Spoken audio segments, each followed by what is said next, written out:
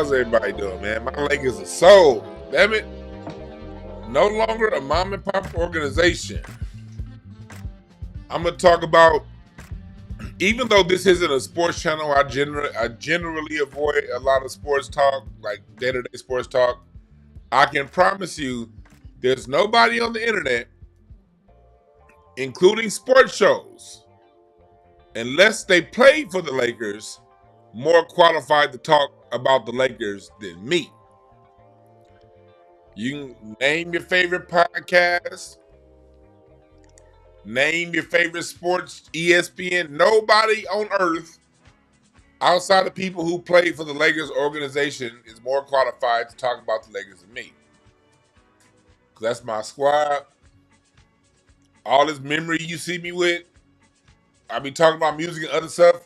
All that shit started with being able to categorize and catalog my Lakers. I literally judge years of my life. Not judge. I remember years based on who won the championship that year. If somebody throws out to me 91, I'm be like, damn, that's the year my Lakers lost to the Bulls. Michael Jordan is lucky we didn't have Kareem anymore, Michael Cooper. If you tell me 2002, that was the last of the three-peat of my Lakers had against New Jersey, 4-0 sweep. That was our last championship with Shaq and Kobe together. You tell me 2009, that's when my Lakers beat the Orlando Magic in 5 games with Pau Gasol and Andrew Bynum being very injured and Trevor Ariza just coming back for the finals. You say 1987, I'm like, that was the first of the back-to-back the Lakers won. 1987. That's how memories of my life is judged. The years the Lakers won and the years the Lakers didn't, especially my childhood. And somebody said the New York Knicks ever do it. The New York Knicks are one step above the Washington Generals. What the fuck are you talking about, New York Knicks? That's one sorry-ass team right there, boy. Right next to the Washington Generals, New York Knicks is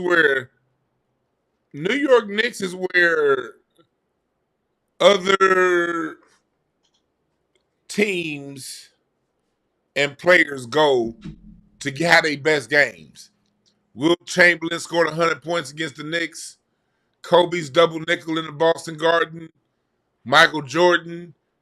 People have the only thing Madison Square Garden is good for is for the visiting team, whether it be Reggie Miller or goddamn LeBron or Kobe, to have a big game. That's the only thing the Madison Square Garden is good for. Back to what we're talking about. My Lakers, a real team. So hit the like button while you're here. Hit the like button and welcome chat room. I thank y'all for joining. I kind of just jumped right into the topic without saying welcome chat room. I appreciate y'all for joining. Accolade 310 Baltimore Bully. Thank y'all for joining. So the Lakers were sold today to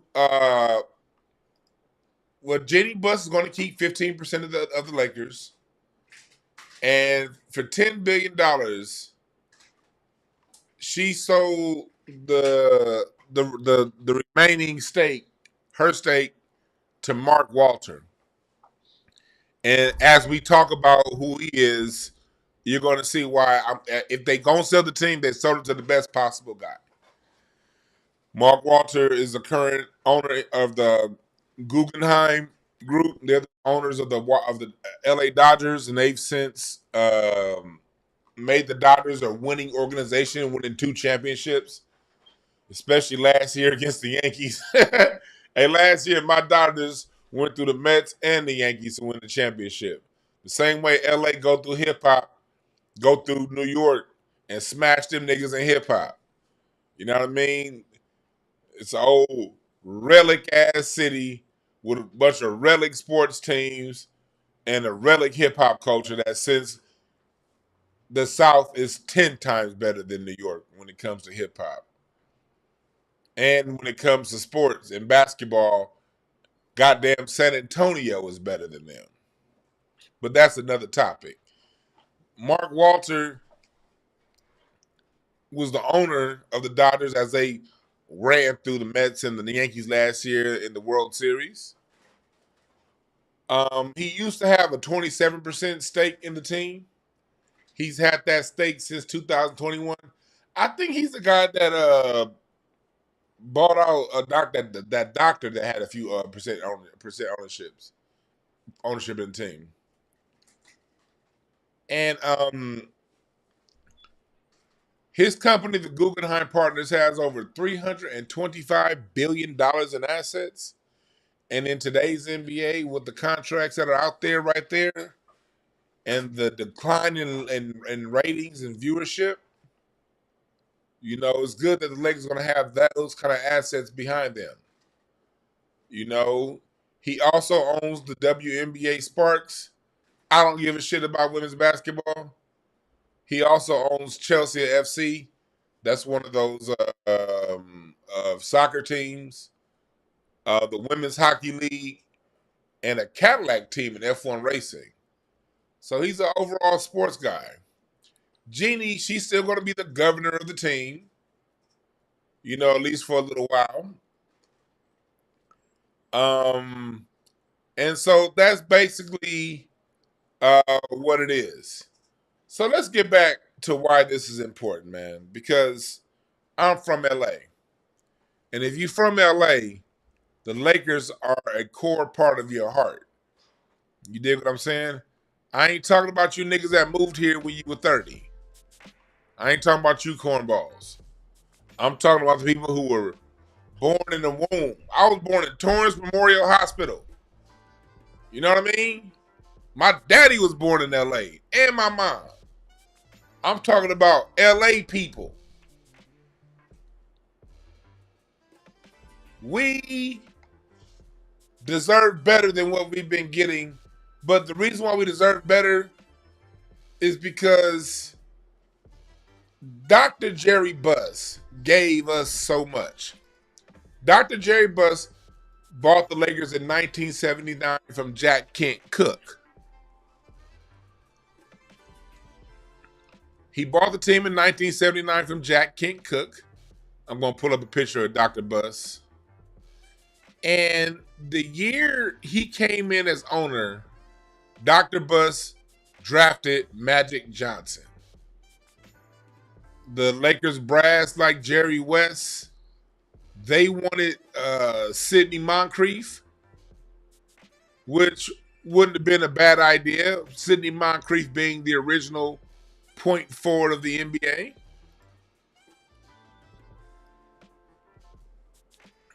They wanted Sidney Moncrief, and Dr. Buss said, no, this is showtime. We going with Magic Johnson. So Dr. Buss went ahead and drafted Magic.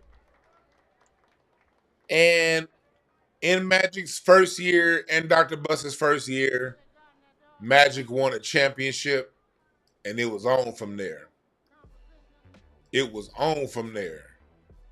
If you're from LA, Magic, Chick Hearn, Dr. Buss, this is family to LA people. These guys are family members to LA Cats. We putting all the politics shit to the side right now. Politics is going to come a little later. This is from a genuine Laker fan. Magic went on to win again in 82.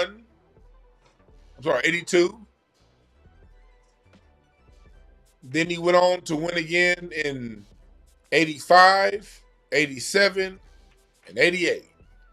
5 championships and 9 finals appearances for the decade. And that set a standard here in LA of winning that transferred to other areas of what it takes to live in LA, the true culture of LA.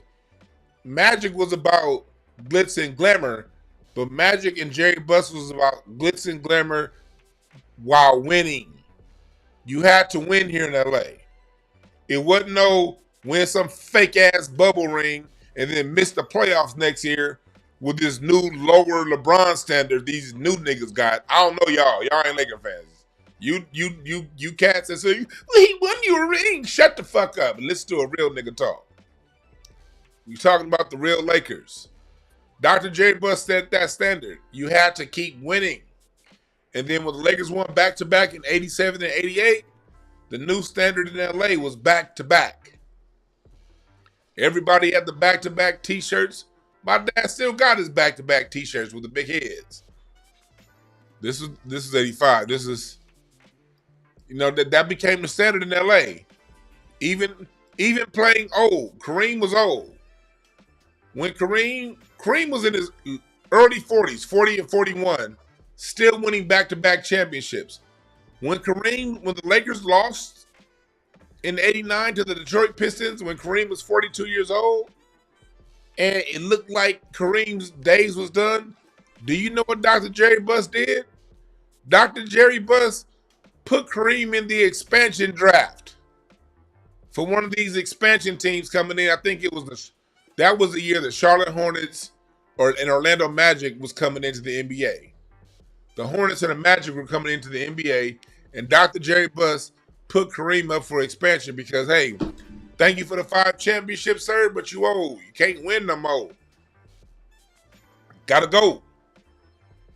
So Dr. Jeanie Buss set a standard that there's no way in goddamn hell LeBron would live up to if Dr. Jeanie Buss was still the owner of the team. And we had a few down years here in LA. Magic got AIDS, one of the worst days of my childhood. I thought Magic was going to die because we thought everybody was going to die when they got AIDS back then. I thought Magic was going to die. But he lived. And we went through, and then we got Shaq, 1996, the same year they traded Vlade Divac for the draft rights to Kobe Bean Bryant, and it was on and cracking again. And it became a thing here in LA, like LA Lakers. In the early 80s, it was the Dodgers. In the 70s, the 60s, everybody loved Dodgers. When Magic came, it went from the Dodgers to LA, to the Lakers. The Lakers were the last mom and pop run organization. One of my friends used to be, yes, it is all on LeBron. Matt Campbell, get the hell out of here with that nonsense. We listen to a real Laker fan talk. If you didn't listen to Chick Hearn in 1996 call a game, you're not qualified to say anything against what I'm saying, okay? I'm saying the standard got lower when this new weird-ass nigga named LeBron came to LA. Before that, it was a way different standard. Way different. That there's no way he could have stood up to. Because when Shaq came to the Lakers in 96 and lost in 96, lost again in 97, lost again in 98, you know who got the blame? Shaq. Not 18-year-old Kobe. Not Eddie Jones, not Coach Dale Harris, not Coach Kurt Rambis in 99, none of them. Not Nick Van Exel, not Cedric Sabalas going to Lake Havasu. Shaq. And then when Shaq finally won in 2000, you know what LA said? It don't mean nothing. Magic got back-to-back. Kareem got back-to-back. You just won one. As soon, going to the championship parade. Go back and watch the video of the 2000 championship parade with I think that was the year Mark Madsen was on that stupid ass dance. Shaq was like, we know the standard in LA. One's not enough. Like, okay, you just won one. Magic won 5. And then they won again in 2001. When they defeated the 76ers 4-1, and they had a 15-1 playoff record that year. If you niggas can't call off this shit like me off the top of my head, shut the fuck up. If you can't call this shit like I'm doing right now, I ain't got nothing on my screen, but I'm looking at myself. Ain't no stats on here. If you can't do what I'm doing, shut the fuck up. So 2001, the Lakers beat the Philadelphia 76ers. That was the year they beat San Antonio. San Antonio had the home court advantage and was picked to win by Vegas in 2001 because they had prime Tim Duncan, David Robinson, and a former championship team. They won in 99. They were expected to beat the Lakers that year, even though the Lakers were champions. And the Lakers swept them with the largest point disparity in NBA Western Finals history up until that point. Go check my stats, nigga. It was a largest point disparity in playoff history, in conference finals history up until that point. I think since then, LeBron getting his ass whooped by San Antonio, I think they kind of took that record back, I think, that year. And then when they won that year, the whole goal was, let's get Pat Riley's wishes. Because when the Lakers won back-to-back, you got to understand, it was Pat Riley that coined the term three-peat. Yes, the Bulls got the first three-peat in the modern era post Boston Celtics, but it was Pat Riley at the Lakers championship ceremony in 1988 in front of the Great Western Forum Club coined the term three-peat. So when the Lakers won back-to-back, the whole goal was to fulfill Coach Pat Riley's wishes and to get a three-peat, and that's what they did.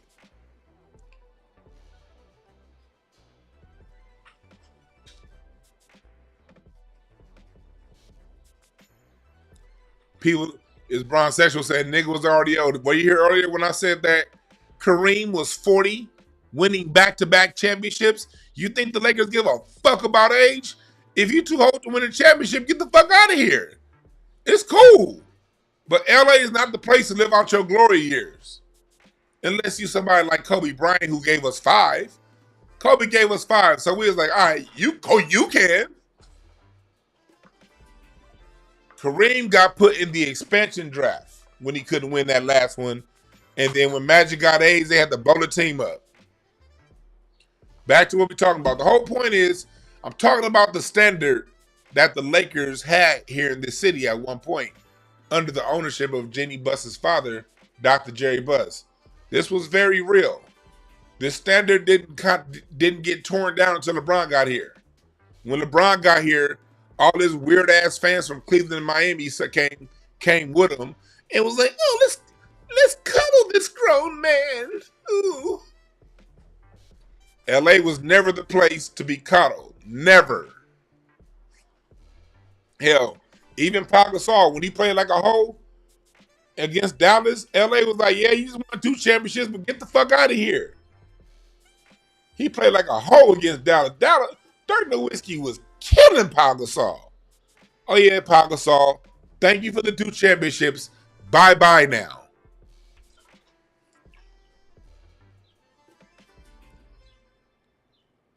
Bye-bye now.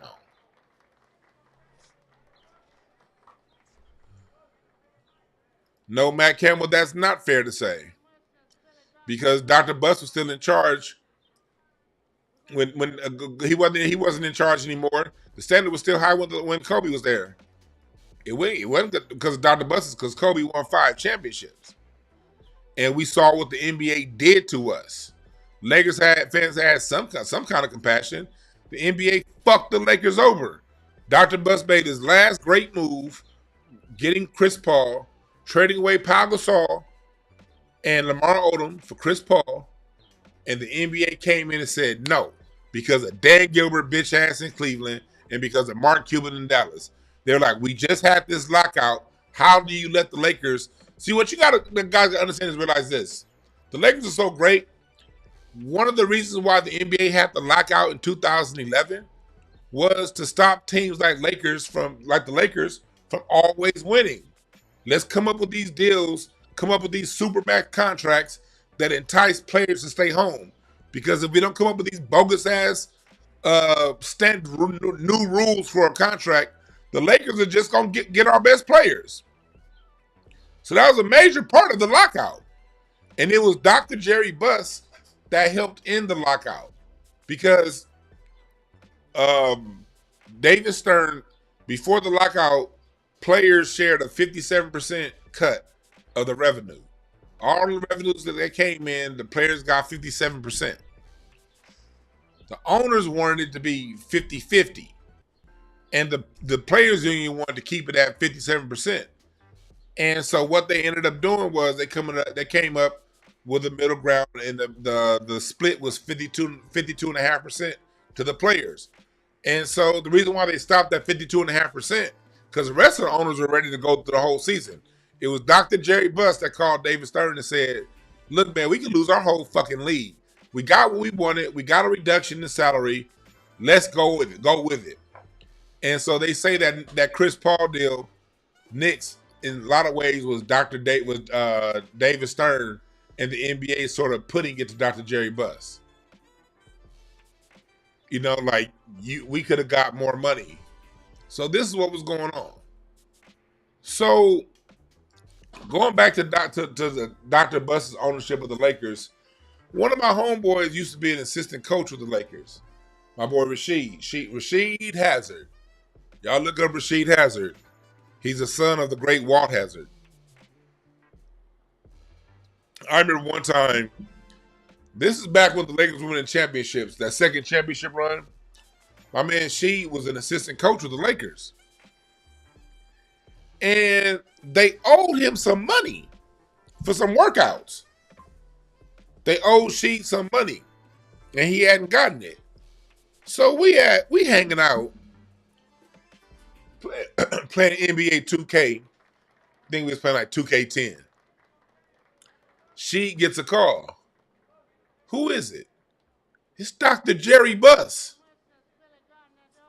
And Dr. Buss was like, Rashid, where have you been? I mean, it's like, what's up? He was like, y'all still owe me that money. And Dr. Buss was like, I thought you got the check already. He was like, nah, Dr. Buss, y'all been owing me that money for like 6 months. Man, Dr. Buss got out and said, okay, I'll take care of it. Man, the next day, it was a FedEx package with that check. That's how mom and pop the Lakers were. It would be like somebody in the accountant fucked up. Dr. Buss like, hey, what's going on? And they go get it fixed. That's how mom and pop the Lakers were under Dr. Buss's ownership. And salute to Jeanie Buss. I met her a couple times. I'm not about to sit here and fake and act like I know Jeanie Buss. No, the fuck I don't. I've only been around her a couple times. And if Jeanie Buss saw me, at best, she'd be like, I may have met that guy somewhere, but Jeanie Buss wouldn't remember me. I'm looking through my ticket book. Jeanie Buss did give me some goddamn good ass tickets to the finals, though. I'll tell you that much. Where my ticket book? Where my finals tickets at? I got them somewhere in here. Well, y'all seen them hoes before. I think y'all seen them before. Is this it? Nah. Well, anyway, it was Jeanie that got me my first tickets to the NBA Finals. And we sat courtside. Is this it? Yeah, this is it. The shit's starting to come out now. But if you ever been to the Staples Center, you know these seats. I was there the whole playoffs that year. Seat 112. Box, let me see that. Row B. Section 112. Row B and A. Those are Jeanie Buss's courtside box seats. And that came through just somebody I knew Kurt Rambis. And Kurt Rambis was like, yeah, I'll get you some tickets. And next thing we know, we sitting on the courtside watching Kevin Durant's first playoff game ever. Kevin Durant, Russell Westbrook, and James Harden. We were there courtside just because somebody called Kurt Rambis was like, I'll get you some tickets. Hey. So that's what I said all that to say is when you from LA, that's a connection you have. That I didn't get that connection off anything other than this being an LA nigga. The Great Western Forum. My first time ever sitting courtside at a game was in 1994. I had this white homeboy, and that his mom worked for the Lakers, and his mom gave us tickets, and it was the Lakers versus the Warriors. This the last year of Chris Mullin and Tim Hardaway on the same team. I think they had just traded Mitch Richmond for Billy Owens. So Mitch Richmond was gone, Billy Owens was there. And I remember seeing Chris Mullin and Tim Hardaway, and we were courtside. That game, because when you sit courtside, you had entrance into the Fabulous Forum Club. And we actually went into the Forum Club at halftime. That's where I saw Jack Nicholson, Arsenio Hall. This was Arsenio Hall when Arsenio show was still on. This is the Arsenio, that era Arsenio Hall. Man, and this just, being from LA, the Lakers were just a LA team. And if you from LA, you grew up here, they touched you in some way. You know what I mean? Well, if you're a real nigga like me, I should say. Now I'm just playing. But if you know where to be, you knew you was gonna see Magic all throughout the city. I knew where Byron Scott lived because he lived like right across the street from my cousin in the Ladera Heights. You knew, oh, that's where Magic, that's his old spot. Oh, you would see Jeanie Buss around town. You would see Magic around town. So you missed all this shit, man. The Lakers were really, really, really, really part of LA culture. They really were. We all had homeboys that worked at the Forum, selling popcorn or some shit, or the parking lot. So that gets sold, and the Lakers got sold for $10 billion to who I think somebody is just going to really, I think he's somebody that's going to do good by the Lakers. Now let's get into what's going to happen next. What's going to happen next? We'll see. Because now, see, you got to understand the whole LeBron connection. Everybody, look, if you're from LA, people from LA don't like this nigga, all right? People who moved here to LA, those are LeBron fans. People around the country on the internet, you got the bronsexual crowd, cool. But your native-born LA person that grew up loving the Lakers, I'll go so far as say 7 out of 10 do not fuck with LeBron. Now, the Lakers have had to keep LeBron because this you got to realize. The Lakers being a mom-and-pop organization is hard to compete. Steve Ballmer just bought the Clippers out of pocket change and built a $22 million arena just because he felt like it. The Lakers ain't got that kind of coin. The Lakers are the family business. You got all these tech billionaires that's buying them. Hell, even Mark Cuban just sold part of the Dallas Mavericks last year. It used to be a millionaire's game. Now, in the professional team ownership with the expenses, is a billionaire's game.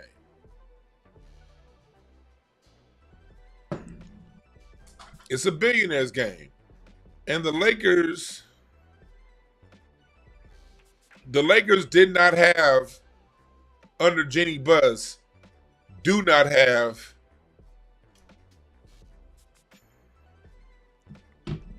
the money to keep up with that. So they ran the devil's bargain when they got LeBron, which they didn't need to do. Because if we go back to 2017, when the team had Lonzo Ball, Ingram, Julius Randle, and that squad, Jordan Clarkson, and those guys, they were still selling out. The Lakers never stopped selling out. The big myth is LeBron came and saved them. No, even after Kobe left, the Lakers were still selling out.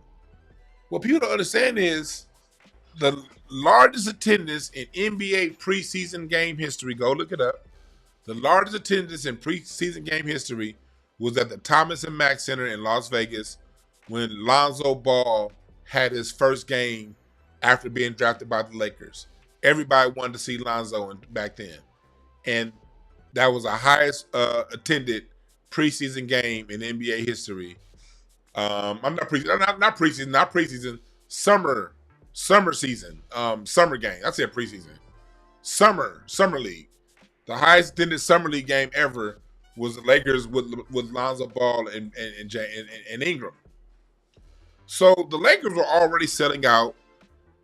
Season seats with the Lakers are still like I think like the wait list is like 12 years.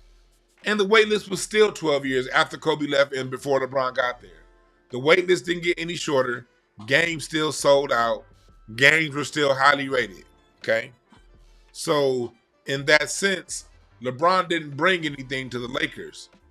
Now, did they get more maybe international-wise? Yeah, but you got to understand this. The TV deals these teams get, whether the ratings are here or here, I'm sorry, the league gets. Whether the ESPN rating is up there or down there, the team still gets paid the same. And so Jeanie Buss and Dr. Buss, before he died, negotiated a major 20-year TV deal where they basically get it's like a $3 billion deal spread out over 20 years. They had that money plus ticket sales and merchandising and shit like that. Lone Wolf Effect said, I'm from Cleveland and I never liked La Bitch. Right. So that's what happened. You know, that's what happened.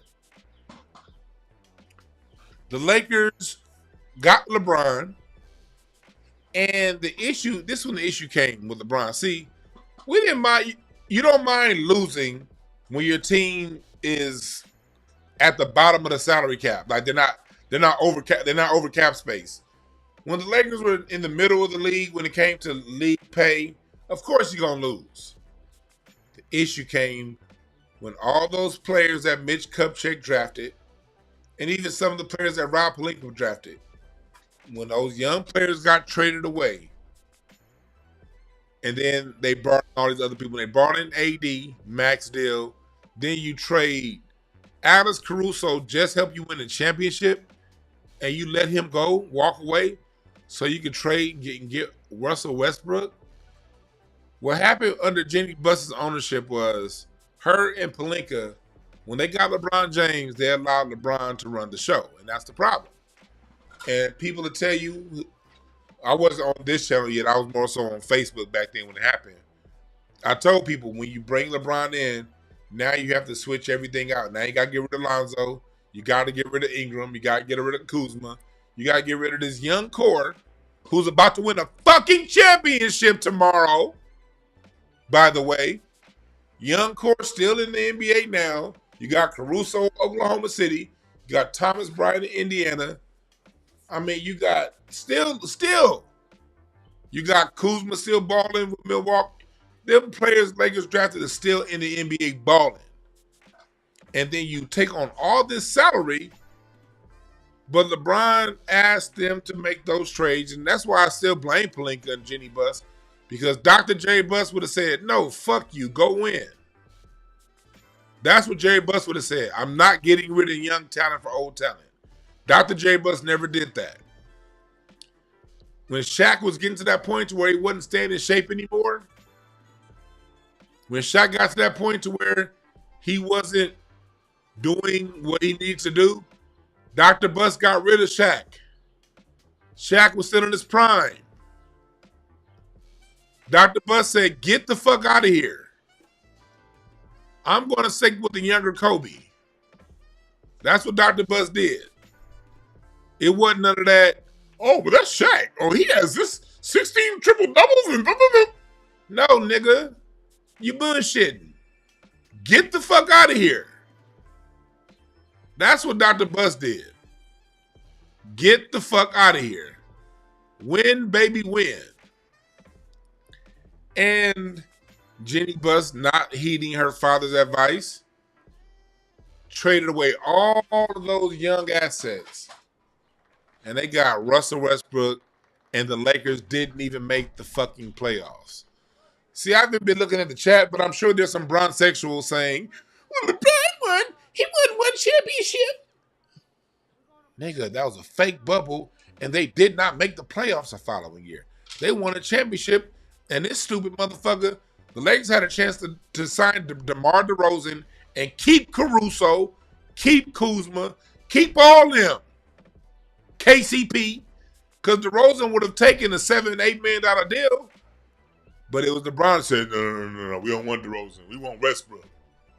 And that's where Pelinka and Jeanie Buss, that's why it's good to see them go, because they said, yeah, they should have been like their daddy and said, no, motherfucker, I ain't paying all that goddamn money for no goddamn Russell Westbrook and his frantic ass style of basketball.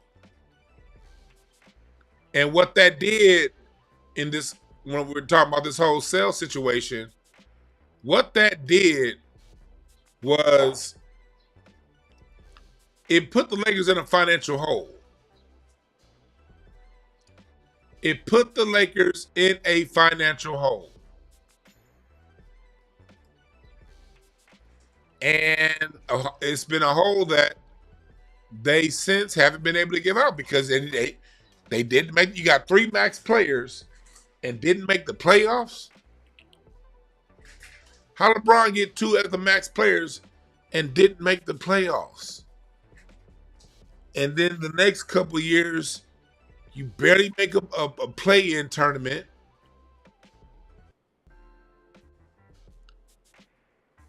I mean, when you put all that money out and that the result is a play-in tournament, now if the Lakers' new owner is anything like Dr. Jerry Buss, if Mark Walker is anything like Dr. Jerry Buss, LeBron's going to be out of here. See, he got to run Jeanie. He probably was low-key smashing. I don't know. They said Magic smashed back in the day too. I don't know. But I will tell you this. That old white man ain't going to let this nigga run the squad. The same way Pat Riley, old white ass, was like, get the fuck out of here.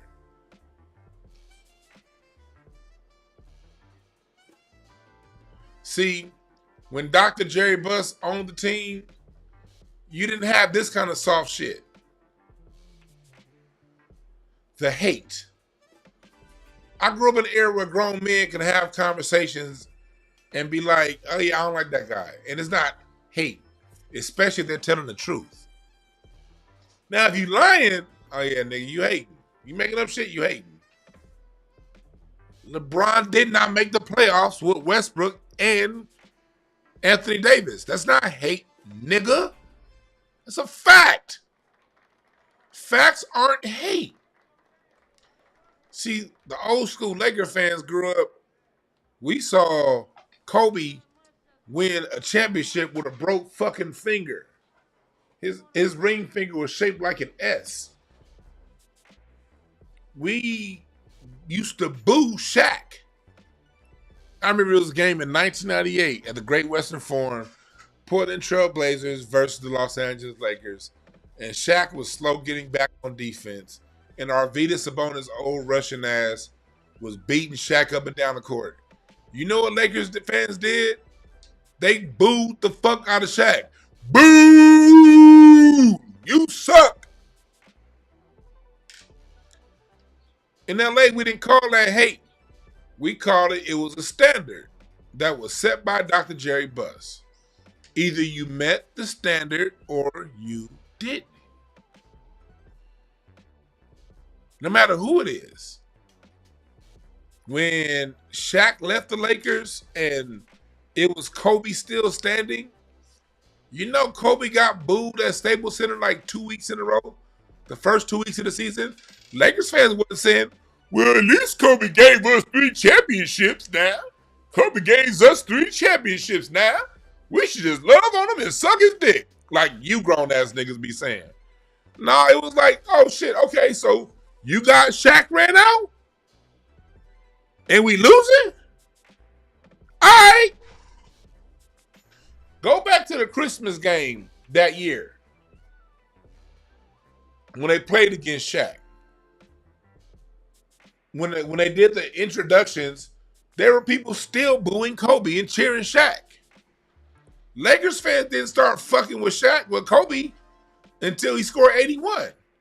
When Kobe dropped the 81 points, that January of 2006, that's when Lakers fans was like, alright. Shaq gone, but this nigga did just drop 81 points. So he might be able to handle that load. Alright. Didn't nobody say, you're hating on Kobe. He got 3 championships. He's going through a trial right now. Kobe has a lot going on in his personal life. Kobe's a good father. No one said that weak ass shit. You niggas watch basketball with baby oil in your hands. That's the problem.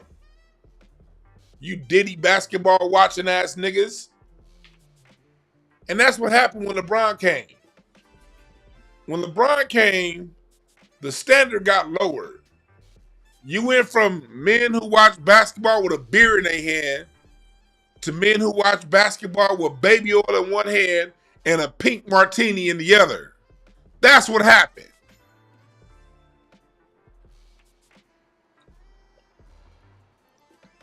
And then bronsexuals, you can call out their cliches. Man, the Lakers were trash when LeBron came. No, yeah, they were recovering.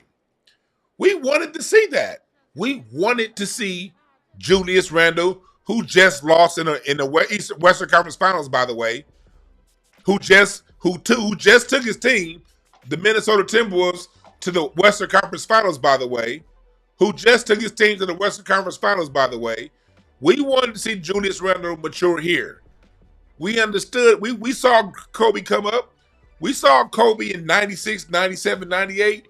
The reason why we love Kobe so much because we saw him develop. It was like, damn, the last 2 players we saw develop was Kobe and Fisher. They both came in 96. So as a Laker fan, we was like, okay, we're not going to win a championship for a few more years, but if we keep this team together, the same way we kept Kobe and Fisher together and build around that, we had Shaq, but Kobe and Fisher were homegrowns. It's like, if we keep Kobe and build around that, we'll be all right. We hadn't seen that since 96. So now it's like, all right, cool. We got Lonzo Ball now? Oh, shit, we got Ingram now? Oh, man, we got Kuzma? We like, hell yeah. In about 3 to 5 years, we gonna be the shit. Lakers fans was like, get his squad 3 more years. Ooh. Give them 3 more years. Give them 4 more years. They gonna be championships. They're gonna win championships. That's what Lakers fans were saying. Get his team like 4 or 5 more years together. The same way Golden State needed 5 years together. That team, for the most part, was drafted between 2008 and 2010. They got to 2015, they were mature enough to win. The same way Boston was drafted together. You see how Boston stayed together? Jaylen Brown, Jason Tatum, and they matured into a championship. You see how Oklahoma City got Shai Gilgeous-Alexander? They put that team together and they matured into a championship. The Lakers were in position to mature into some championship runs. And the evidence is that the Lakers got the right players because those players are sitting in the league. Do y'all know that the average player only makes it in the NBA 2 years, 3 years? Most draft picks ain't gonna play past 3 years. The Lakers, Julius Randle still winning. Josh Hart on the Knicks, former Laker. Kyle Kuzma on the Bucks, former Laker, still playing. Larry Nance Jr. was hurt, but he's still playing some. Ingram still playing. Alex Caruso still playing. Thomas Bryant still playing. If these were bad draft picks, they would have been out the NBA 2 years after they were drafted. The fact that these guys are still in the NBA proves that they would have been a really good team together because they're still here. You surround those role players with the right superstar, and it didn't have to be LeBron. The Lakers get everybody. People act like LeBron doing some shit. Nigga, in my own lifetime, we got Shaq. I remember getting Shaq that summer between 9th and 10th grade. Shaq came, nigga. Karl Malone came. Gary Payton, Steve Nash came. Dwight Howard came. Lakers don't give a fuck. Stars come to LA.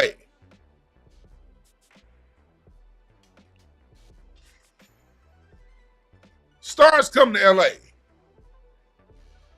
We could have kept those young players and got 2 more stars and been good.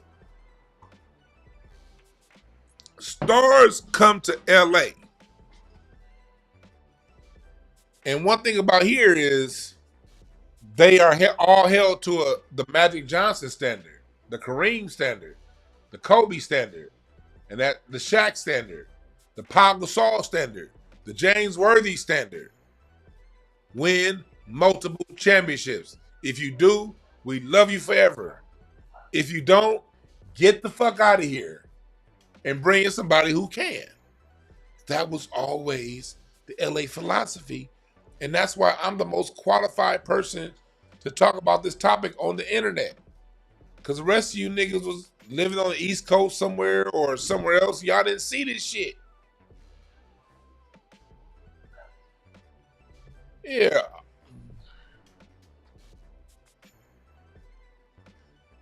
And what do you mean Brandon Ingram lost his motivation and got traded? Brandon Ingram got traded and became an all-star. What are you talking about?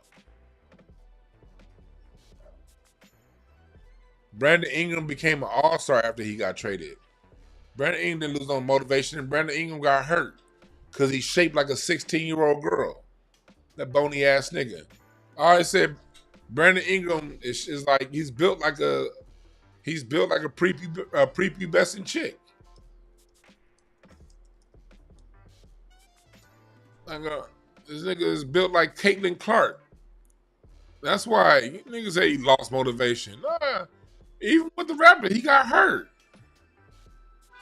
Look at this nigga. He was hurt before. He's actually been hurt the last 2 years.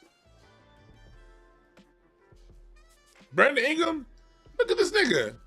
He built like Caitlin Clark. He was injured.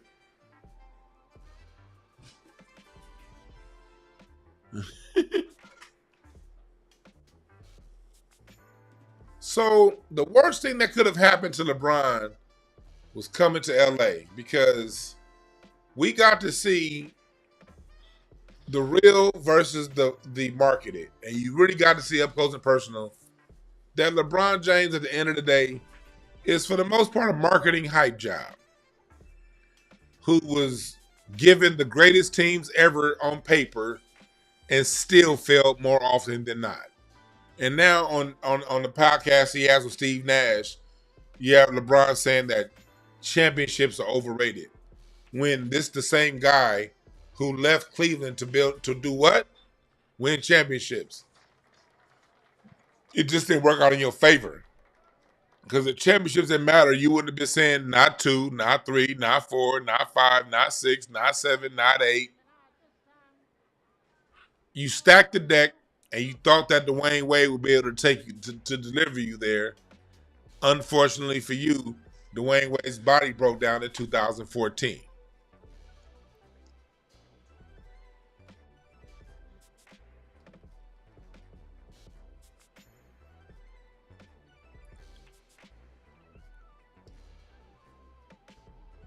And yes, you're older.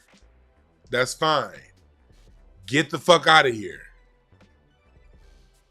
Like, y'all newer LeBron fans, y'all come talking to LA like we didn't see. Like, no, maybe y'all might be young, but I remember this when I was a kid. I remember Kareem was 30. Look, you know how old Kareem was when this happened? This is the 85 championship. Kareem was 38. Okay? When he won this. Do you know how old Kareem was when he won those back-to-backs? 40 and 41. So Laker fans already seen 40-year-old players win championships. This isn't impressive. Oh, he's 40 years old. Yeah, he's padding stats and not playing no fucking defense. And that's why we losing. He got 26 and 10, but his man got 40.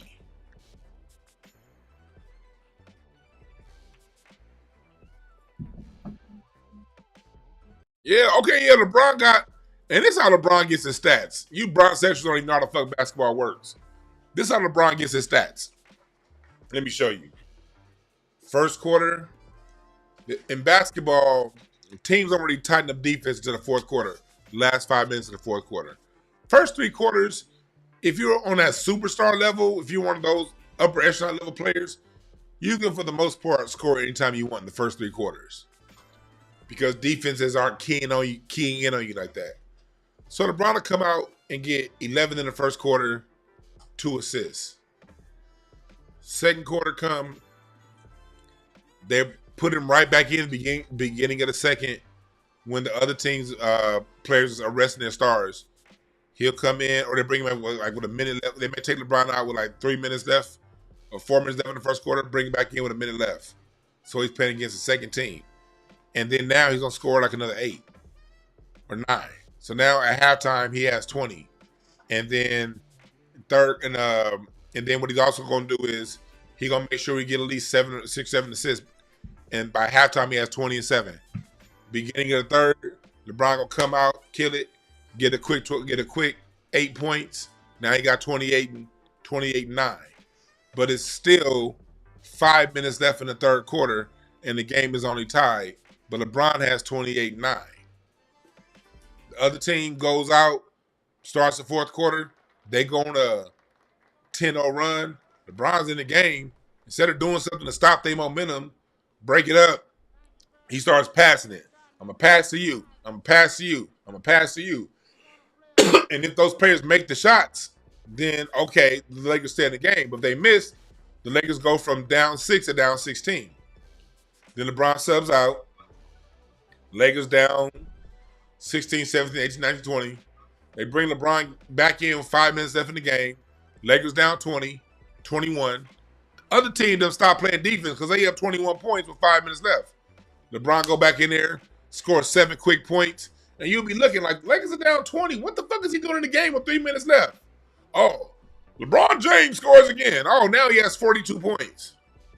And the game is over, and y'all gonna be like, well, look at the stats. Yeah. Any superstar can do that if they go on to play for stats. But if you're going to play for wins, you say, you know what? I don't need to score 42 because I can shut you down. I'm going to play defense. I'm going to do these other things it takes to win. You don't need to score 40 points to win every game. You can win a lot of games. Jason Kidd used to win games all the time with stat lines of 14, 12, and 12. Jason Kidd, his whole career, 90% of the time will be the best player on the court, and he only scored 15 points. Why? Because if your best player generally scores 22 against Jason Kidd, he may have gotten that 22, but it took 30 shots to get it. And he throws the rhythm off. When he does the other parts of the game that you can do to win that don't show up in the stat sheet.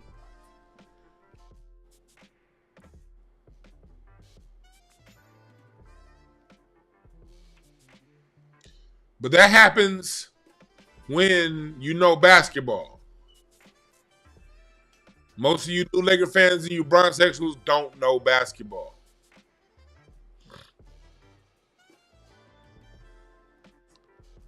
You guys are just guys looking for a sports daddy, generally.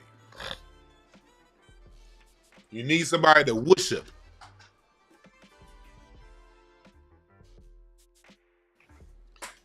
You need somebody to worship.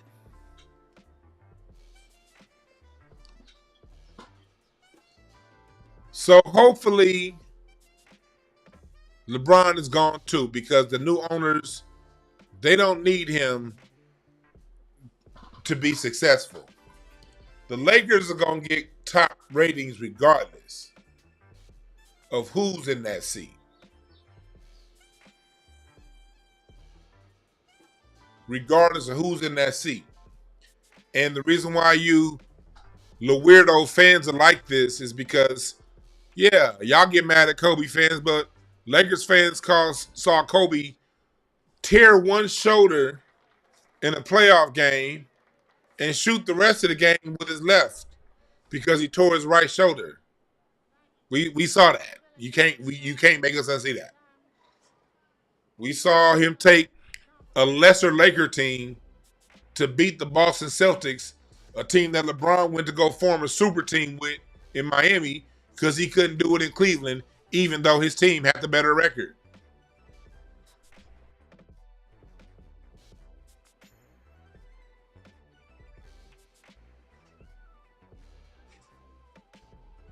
Yeah, Lakers got Luka, and Luka I'm only halfway because you see, Luka shaped like me.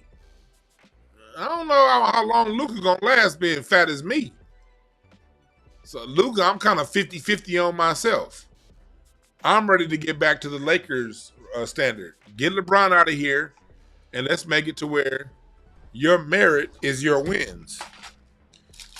You judge simply on how many championships you bring to LA. Period. And that's it. Nobody's saying, you're hating. God, you guys are wussies.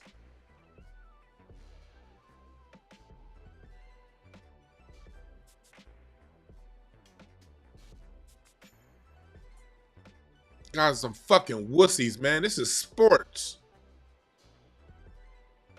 That's one thing I love about sports. Back before I had 2 knee surgeries, I gave 2 knees to sports. And I got some niggas sitting here on the keyboard because y'all see my size now and you don't think I wouldn't have whooped your ass 10 years ago before I had my 2nd knee surgery. Shut the fuck up.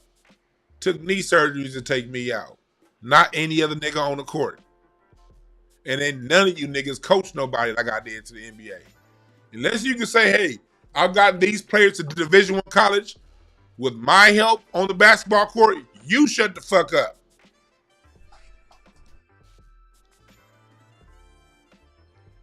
Bruh, 45, I could tell you play basketball like you got 2 left hips.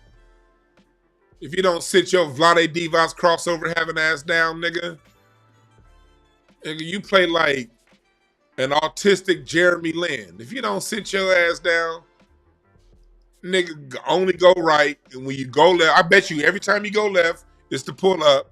When you go right, it's to only go to the basket. But you can't finish with your left. Nigga, you probably shoot like this. You probably nigga that shoot with the ball behind your head. You get the ball, you got a Bill Cartwright shot, nigga. This nigga be swinging the ball around like this. And you shoot like Angel Reese. If you don't sit your ass down with that motherfucking Rich Smith's crossover you got, this motherfucker, if you don't sit that broke ass Adam Moore knockoff jumper down, nigga. You know, and I know you ain't coached nobody to D1 ball with your basketball knowledge because you ain't got none. I know you ain't coached nobody. I know you can't say, hey, that player right there, I was in the gym with them putting up 2,000 jump shots a day. I was there. I bet you can't say that.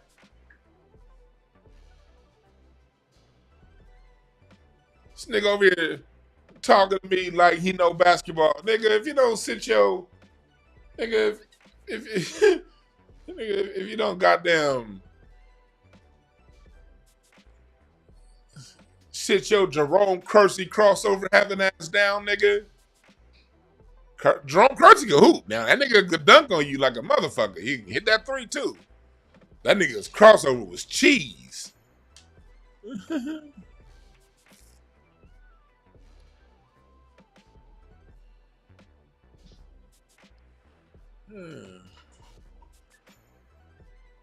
Here they come with the lame fat jokes. Hey, James Way, only your mama know what it looks like under my belly. Your mama the only person to lift my belly up and see what it looks like on the underside of it. So before you talk about my belly, just understand that your mama smelled it first. And then she came home and kissed you on the lips, nigga. Yeah, rest in peace, Jerome Kersey. Rest in peace, Jerome Kersey. Meanwhile, I got some nigga with a goddamn Chet Holmgren crossover talking to me like he know what he talking about.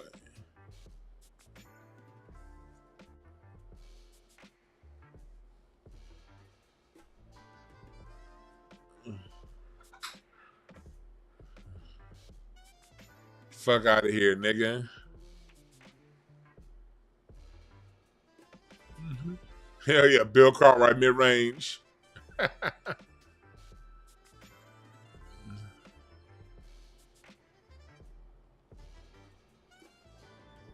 These niggas is sorry. And look at this dumb motherfucker. He said, LA niggas still trying the sky hook. The sky hook scored 38,000 points, you dumb fuck. Why wouldn't somebody learn the sky hook? That's how you know these niggas don't know no goddamn basketball. Who that, hey, chat room, anybody that understands basketball, does anybody who understands basketball, would you ever see them disrespect the sky hook? There's a reason why nobody else learned it. Because it's the greatest fucking shot in history. And it led to 38,000 points and 40-year-olds winning championships. Who the fuck would disrespect the sky hook? God damn. You must have been raised near one of them power lines grids or some shit like that. Like your daddy had radiation in his jizz when he nutted you out. God damn. Who the fuck would disrespect the most effective shot in history? Like, that's the most effective shot in history. Like, yeah, I love and respect the hook shot. It's the most effective shot in history. Like, the fuck are you talking about, you dipshit? Kareem got 38,000 points and no threes. Matter of fact, I did see that he hit 1 3. I think it was in 1988, and it was from the corner. I remember watching that game live with Chick Hearn on the announcement.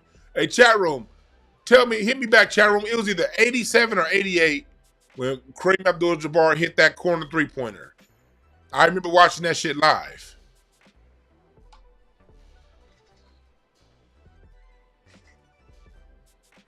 This nigga tried to disrespect the hook shot. You see? See, chat room, that's what I mean about these disrespectful ass bronzexuals. What you gonna disrespect next? The Dirk step back? Because to me, the next effective big man shot after the sky hook is that Dirk. Nigga, that Dirk, off one leg, back here, yucca. I think Kevin Durant does the Dirk better than Dirk. But I still got to give Dirk credit for that shot. It was 88. Okay. It was 88. Okay, yeah. 87. See, look, I got a nigga arguing with me in the chat room. Don't know none of this shit.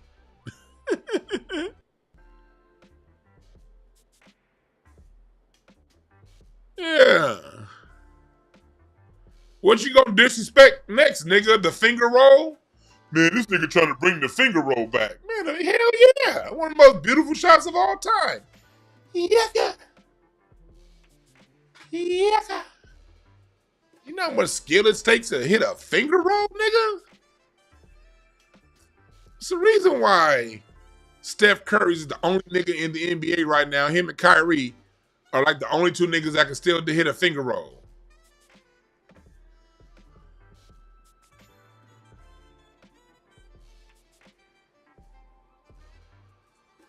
This nigga really tried to criticize the hook shot while saying he's an expert on basketball. You can't make this shit up.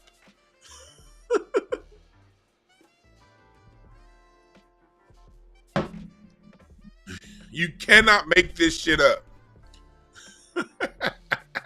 Nigga gonna disrespect the hook shot and thought he ate off that comment. Boy, boy, boy, boy, boy, boy. That's funny. That nigga thought he ate. Nigga want to bring back the hook shot. Yeah? Why wouldn't I want to bring back the most effective shot ever in basketball history? Nobody can block it. The only person that can block the hook shot is dead, Will Chamberlain. Why would I not?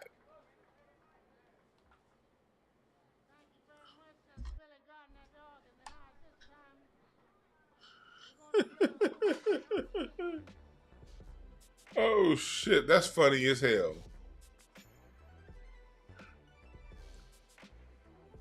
Oh yeah, Magic's baby hook, yeah. Oh, and this ain't what he said. He said, look, he says nobody wants to watch that shit.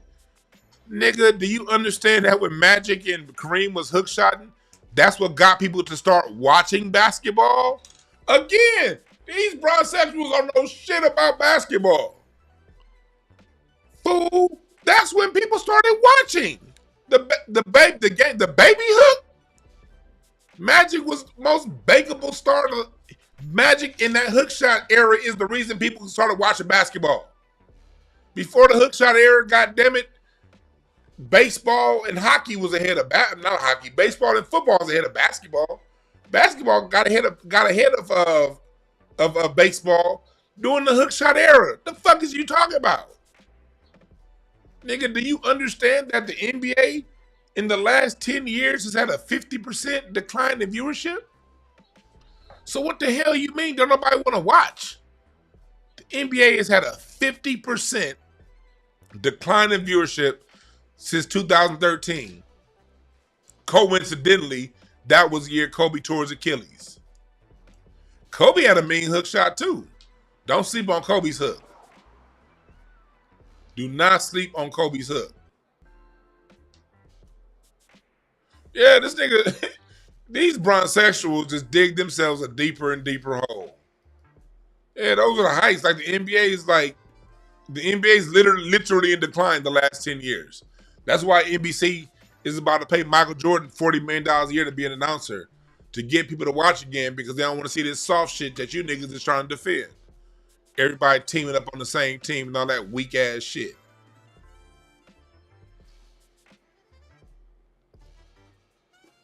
Yeah, Shaq occasionally had a hook shot too. Yeah, Humans say you ain't watched since 2013. Yeah, it's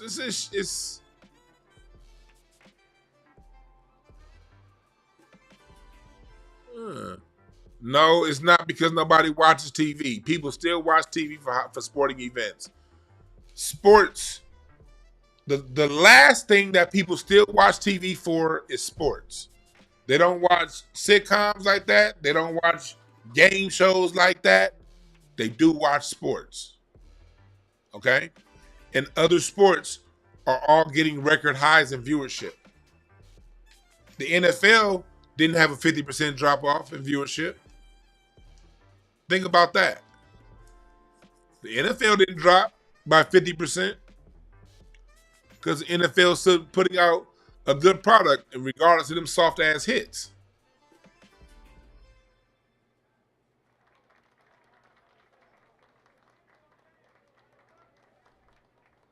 Yeah, sports is the main thing that sports is like literally the only reason why DirecTV and places like that still exist is because of sports. If it weren't for sports, you wouldn't need none of that. You just you just get Netflix and just stream everything.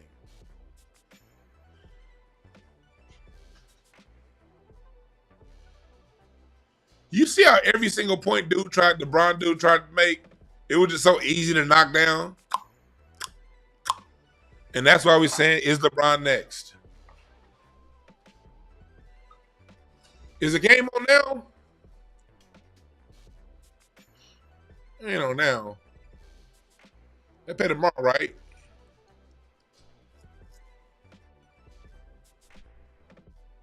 NBA playoffs.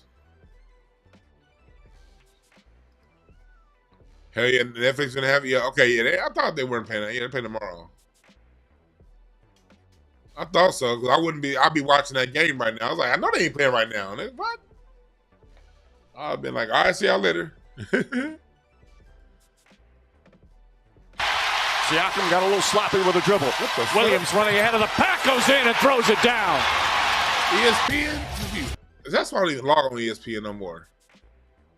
Punk ass network. I don't want to hear that shit.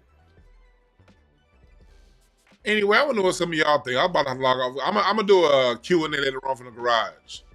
But I will take a couple calls if y'all want to call in. 323-744-7425. 323-744-7425. I got my music course coming for the youngsters at the end of the month. You want your youngsters to understand some music history? Go sign up here at the courses there. Also hit the Cash App, $DeWanB1.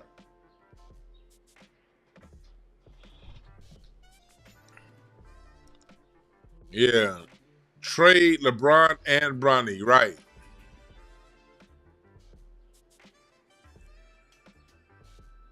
Trade them both. Let's just start over. Let's line up some draft picks. Get a mid-level star draft picks and retool. And the Lakers will be right back in 2 or 3 years. If you get rid of Bron now, by 2026, 27, by 27, 28, the Lakers are going to be back on.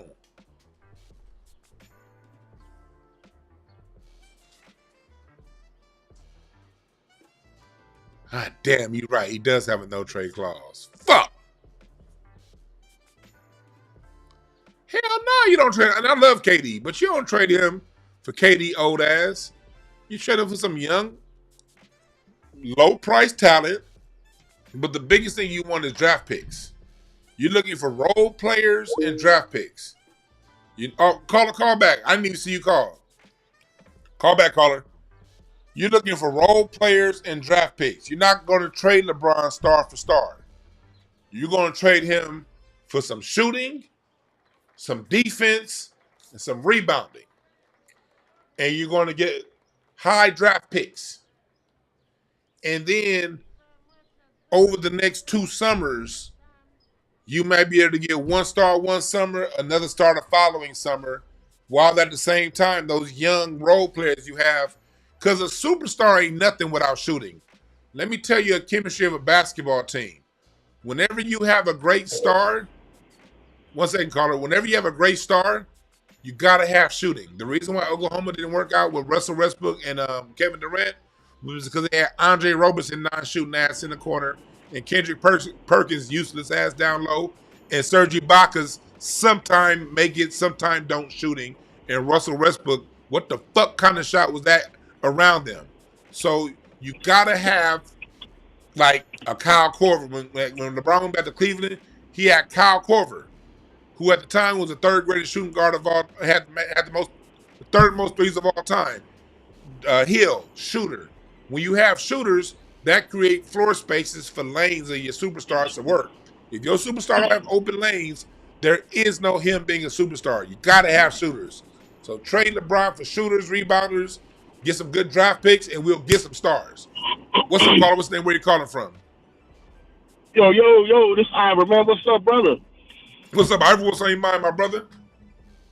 Oh, man, it's a great day, man. And the end is near. We finally getting rid of this pesticide that we've been stuck with for the past 7 years, man. I can get my team back. Bro. Hopefully. Yeah, hopefully. I'm crossing my fingers. Because I've been on pause, fan since 82, but July 1st, 2018, I knew it was, and it's just been terrible, man. And I know she too personal. She too interpersonal with players. You know, she fraternized them on certain levels, and they played on that. You know, so now we've been a slave to whatever Clutch Sports wanted to do. And that young core we had, man, was classy. Just imagine them today. Even if we just had, even if we just had 4 or 5 of them with a Zubac. And we had Zubac. I didn't even mention him. Man, bro, the worst out of all the trades, that was the absolute worst one.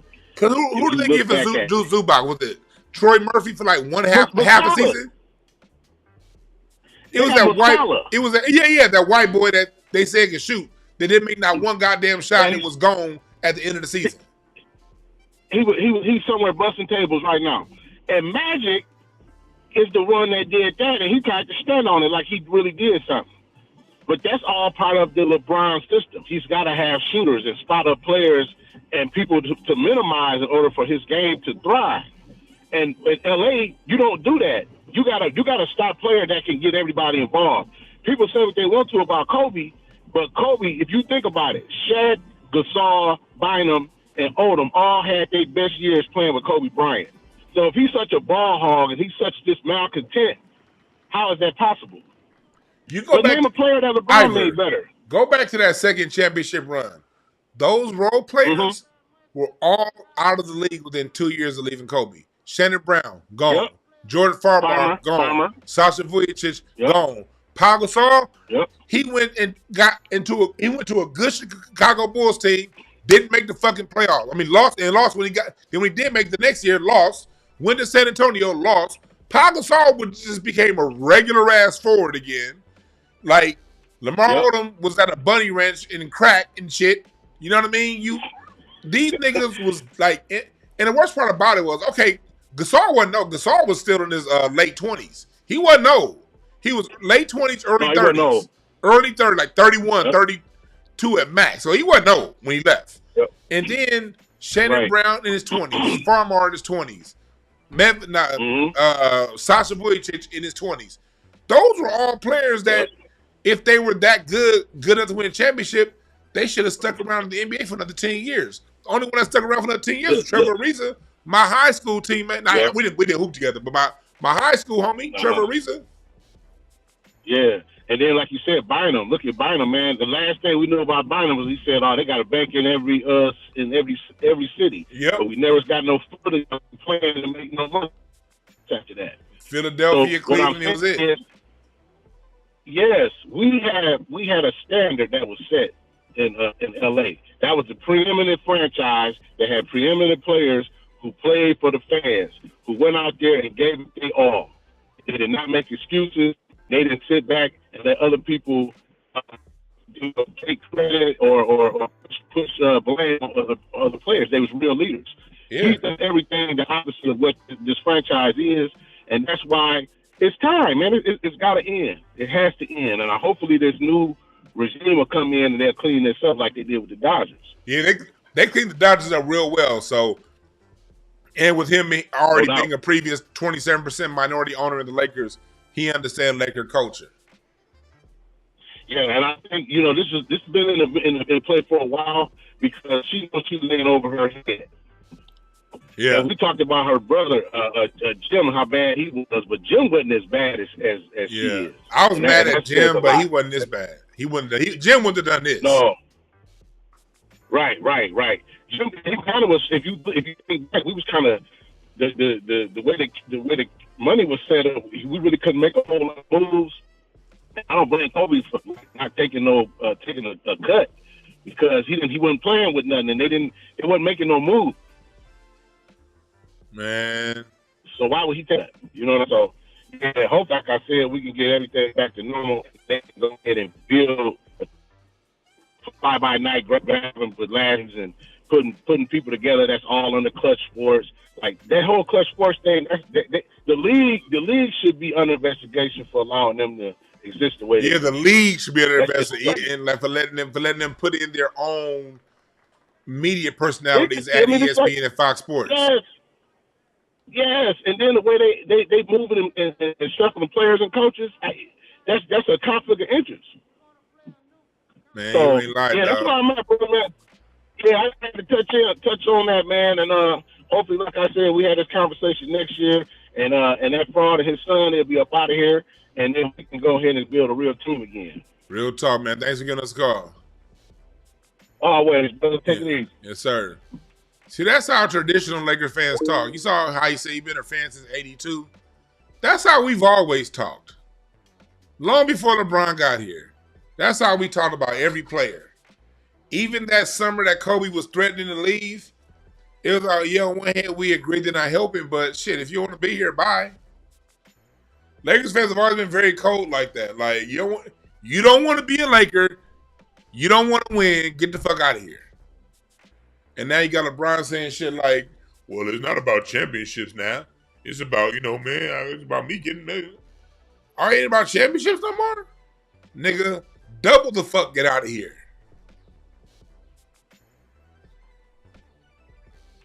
Because that was always our flex as Laker fans. We win championships. Not one, and then miss the fucking bubble playoffs the next year. That don't fly.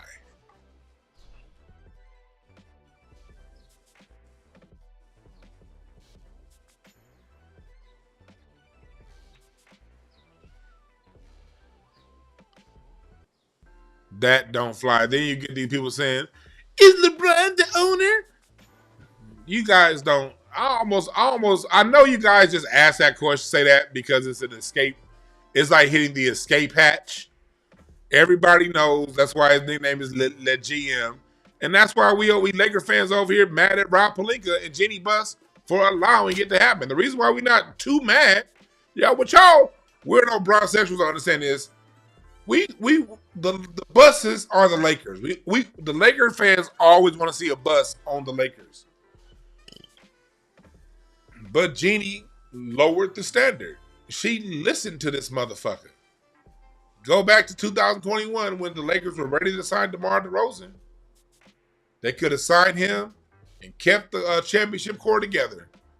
But LeBron came in and said, I don't want DeRozan. I want Westbrook. And that forced us to get rid of KCP, Caruso, not re-sign JaVale McGee, and part of the reason, and not re-sign Dwight Howard, that was because Jeanie Buss and Rob Pelinka allowed LeBron to make these suggestions, and they listened to him.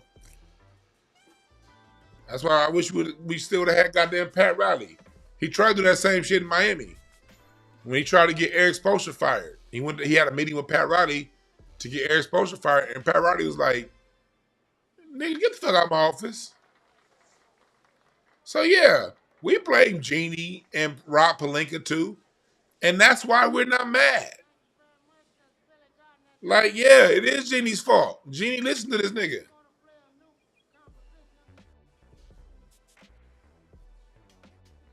Jeanie, listen to this nigga. So yeah, that's why we're like, okay. We always want to see the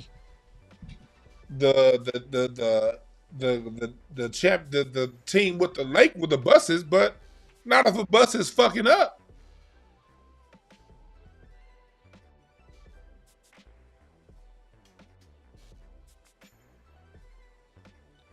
Not if a bus is fucking up.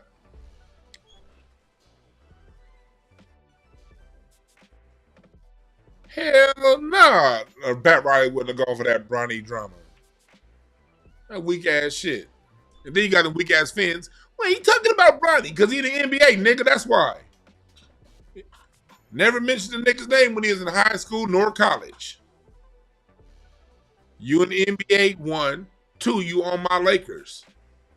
Bronny James ain't getting 1/3 of the criticism as Slava Medvedenko. I bet you brown sexuals don't even know who the fuck Slava Medvedenko is. He ain't receiving 1/10 of the heat Slava Medvedenko got. And Slava was I think was a first round pick. He was like, get this nigga out of here. He ain't playing right.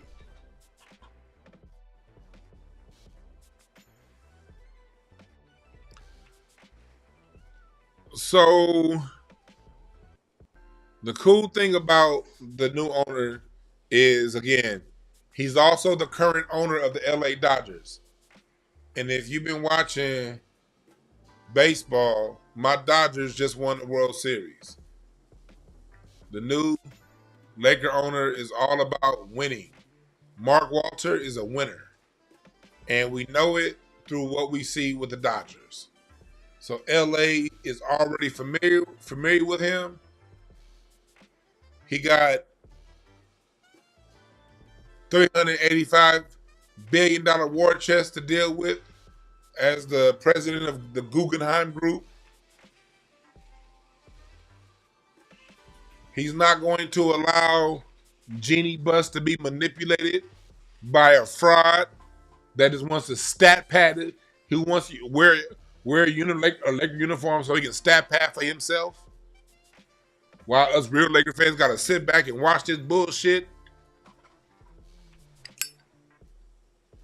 Yeah, he has deep pockets. The Lakers had them kind of pockets. The Lakers' number one income was the team. The Lakers are gonna be this nigga's side income. The Lakers are about to be his side income.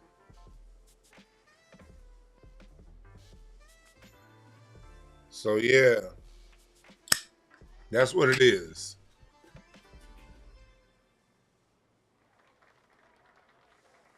Everybody find out how much power LeGrowin don't have. Faking injury faking ass nigga.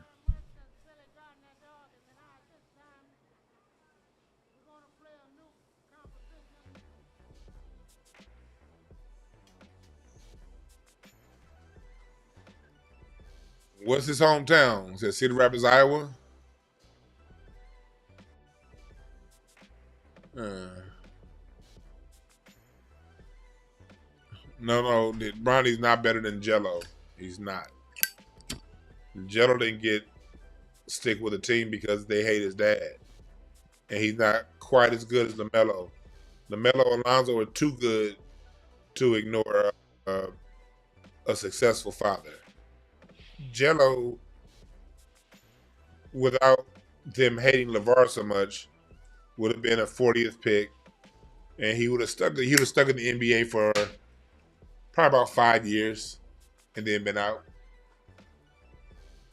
But between that incident at UCLA when they were in China and his dad, that wasn't gonna happen.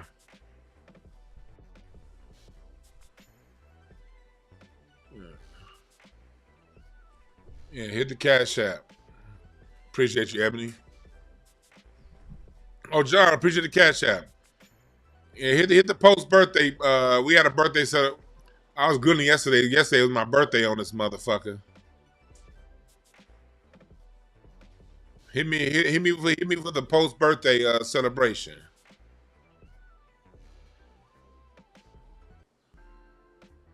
Hit that. Hit that right now. All right. I'll probably be back with y'all later on the night on a late night tip, talking some shit. All right. And then we definitely tomorrow we're gonna talk about some hip hop and some music tomorrow. So we'll be right back on here tomorrow too. Also, all right. If I don't come back to you tonight, I'll holler at y'all tomorrow. Sign up for the music course, all that good shit. I appreciate y'all. Appreciate that, Carmen Sage. I gotta say one more thing before I leave. One more thing. Here's the reason I'm having this conversation, and I meant to say this earlier. Is sports is a measure of competition, and we live in a world of competition. And I used to teach all my kids this. I used to coach. Sports is where you simulate competition. When you go out into the real world, nobody gives a fuck about you. Nobody likes you. Nobody's going to make excuses for you. So sports for me was always a tool on how to teach young men and young women how to compete. No one's going to look at your stat sheet. What did you bring? They're not going to say, well, worked 12 hours, shifts, and did this and did that. If the money ain't coming, you out of a job. Only thing that matters is what's coming, the money. And to get to the money, there's a lot of competition. This person, that person, this person, that person. Everybody's trying to get to that same bag. How do you use your mental skill?